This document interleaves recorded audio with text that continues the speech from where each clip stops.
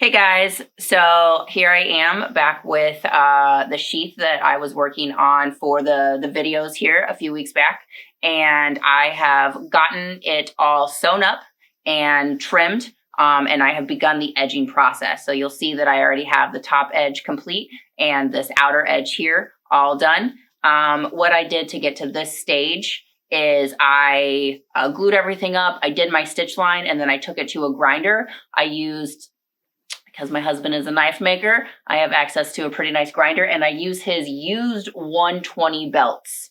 And I will just go over this edge until you can distinctly see every single one of the layers of your leather. So you want to make sure when you're sanding, as you go, that you can see the entire line of each layer of leather.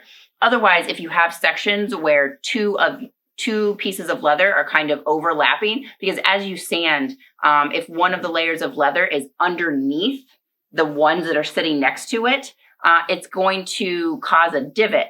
And it'll kind of cover itself up, you think, but then as you start processing your edge, you're going to see that. And so you want to make sure that as you look at your edge, you can distinctly tell every single layer of leather all the way down. You don't want to have any parts where two pieces are covering over the middle section or like a secondary layer of leather. So that's really important. Also, while you're sanding, like I said, I use a used 120 belt for this. If your grinder is running too fast, or if your grit is too heavy, you can burn the edge as you're sanding, which makes it really difficult to do your final sand. So I always say, don't go in, hossing, ready to go, try to get off as much as you can. Take it really a little bit at a time, kind of run it just through. I don't like to go back and forth. I just like to start at one end and I'll grind all the way down. I come back up, I'll grind all the way down, or actually I work from the bottom to the top. That's how I work. I remember. So I'll start at the bottom and then I pull it up, and that gives me a grind all the way down. So that's how I prefer to sand it, just in one direction.